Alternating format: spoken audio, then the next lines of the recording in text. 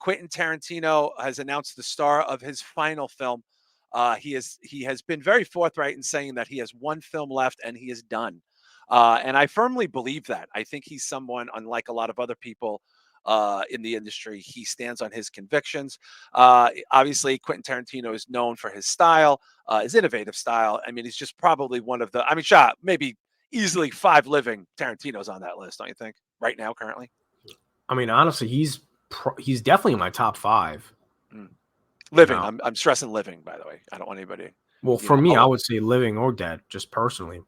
yeah. But I mean, his body of work. I think. I mean, he's. I don't know. I don't know who can match up against him in the modern world, other than maybe like a Spielberg or who's way older. You know, who's been around a lot longer. But yeah, Beep Show. You think top 5 Tarantino, right? It's got to be 21st century. Yeah, I mean, even if he isn't as recognized as some, like it's like Star Trek: The Next Generation. Mm. He has had so much influence on other people and young filmmakers, and just Oh very gosh. innovative in his approach. Yeah, for sure, definitely. Yeah, he's made careers. He brought back careers. He's changed the trajectory of a lot of people's careers. His use of music, style, dialogue. His cinematic sort of vibe is very. It's a staple. Anyway, this is his last film, and it's going to be called The Movie Critic, and the star is announced. It will be Brad Pitt. Probably not a huge surprise to a lot of people. He was saying he wanted somebody in their 30s to play this character, but Brad Pitt has had quite the bit of run with him the last couple of films. So it's really not a big shock that maybe he would close out his career with an A-lister like Brad Pitt. yeah, him and Brad Pitt, I like that team. It's almost like Scorsese and DiCaprio. Um, Interesting. Wow. yeah, I like when those guys team up. So I'm definitely excited for this, man. Once Upon a Time in Hollywood, that was a fucking banger. So Yeah. I regret, like, when I saw it in theaters, I didn't get the vibe that well, and then I saw it right after on cable, and I fell in love with it again.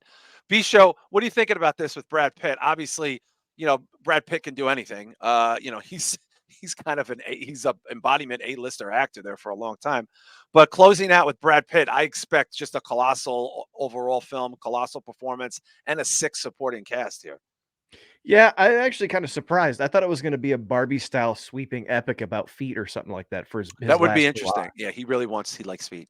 Yeah. But no, this should be good, man. Like you said, he has a way of just putting all those elements together like a fucking nice like a nice dish at a restaurant. Just sprinkles in certain music that seems to hit well. Oh, his Um, music choice, my God. I mean, yeah, his casting choices are strange, but they work out. Like how many people in some of his movies, even like Kill Bill, that he use not obscure people, but like people who weren't necessarily A or B well, listers. yeah, David Carradine was not exactly lighting the world on fire there in his career at that Yeah, wasn't he point. doing kung fu or something like that at that Well, time? that was 30 years early. He was doing a lot of made-for-video movies, and he brought in the guy who played the sword maker. Was a big 80s Sonny Chiba.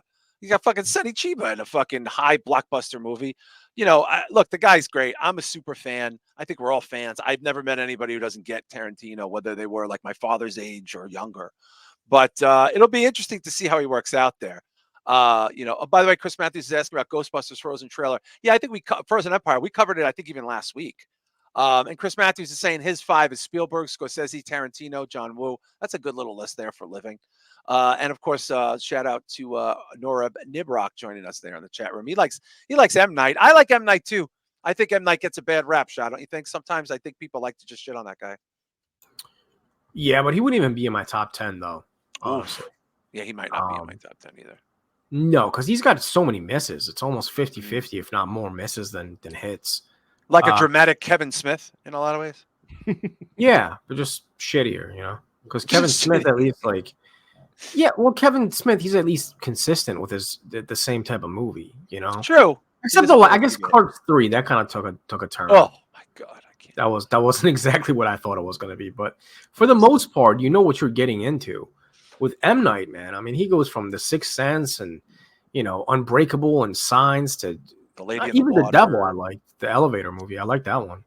Yeah, he produced that, right? Yeah. No, he I made don't it. know if he directed that Devil. Are you sure he directed Devil? I'm almost positive he did, yeah. Yeah? He directed Yeah. Devil? I thought he produced it. I like that movie. I thought it was okay. People were either super into it. Wow, I don't know if he actually did that. Kevco TV is saying big Rand Johnson fan. Yeah, he's good.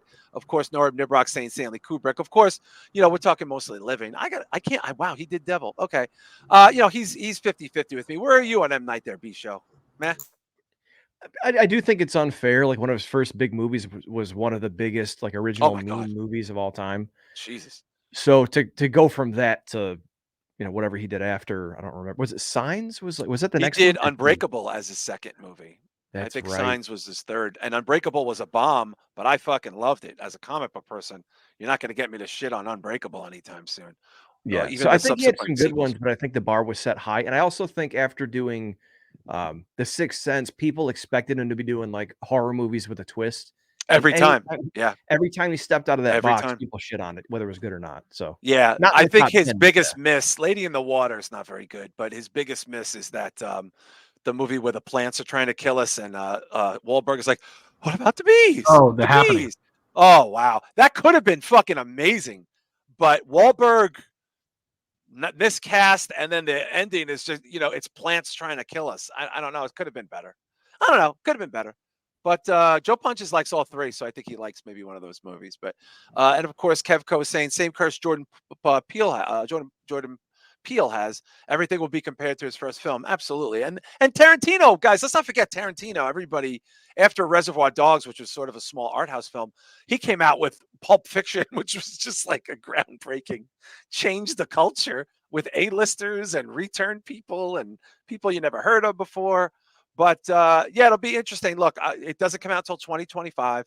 It will be his last film. Just real quick before we move on, guys, do you think it's his last film for real? I'm going on the record saying I believe him. He seems like he's got a lot of integrity. Shah, last film, or is he full of shit? Last film for probably like a decade. I can see him getting bored and coming Not back. young. He's 60. Yeah, I exactly. think he's Well, like I late mean, 50s. still though, Scorsese, he's like 84 and still making Not movies. everybody Right? lives to be in their 80s, though. I mean, That's true. he's loaded on pasta and gabagool. B Show, do you believe him? I really feel like if this guy says something, he does. I don't know. I just feel I can't see. I feel like it would hurt his legacy a little bit if he just goes, "I'm going to do Barbie too," like which it would never happen. But But she can't wear shoes the whole time. yeah. Yeah, I'm kind of with you. Like, he came out really hard. I want to feel like he'll do the CM Punk thing and say I'm gone, and then he'll come back like Frosty the Snowman. But CM Punk. no, man, he came out and he made a pretty hard stance of once you reach a certain age, you've experienced all you're going to experience about life to be able to tell about it and tell your stories. Yeah, So I could see him wanting to come back at some point 10, 20 years down the road just to say he that could would be still do something. it. That would be But something. no, I don't. I think he's done. Shah, imagine him like 10 years after 2025. It's 2035. He's like 68 or something going, yeah, I'm going to do another. I'm going to do Kill Bill 3. That's what I'm saying. I can see him missing it, and also I can see cinema being highly disappointing to him. Because probably a lot of it is going to be AI by then. I can see him trying to make a return just to kind of give an old school kick back to cinema. But yeah, like who a knows, classic Could you style. imagine how awesome that would be if it's all shit AI movies and then he comes out at like He age comes out. 65 and does a banger? Yeah, like it's nothing. Shout out to Mr. Isaacs and Slave Cheeks hanging out with us in there as well. Evening to you, gentlemen. Yeah, Slave Cheeks mentioned I think it was Slave Cheeks. Somebody said he was supposed to be doing a Star Trek movie. That was Kevco, I think. That would have been fun. I can't even imagine him doing a Star Trek movie. I can't even fucking imagine.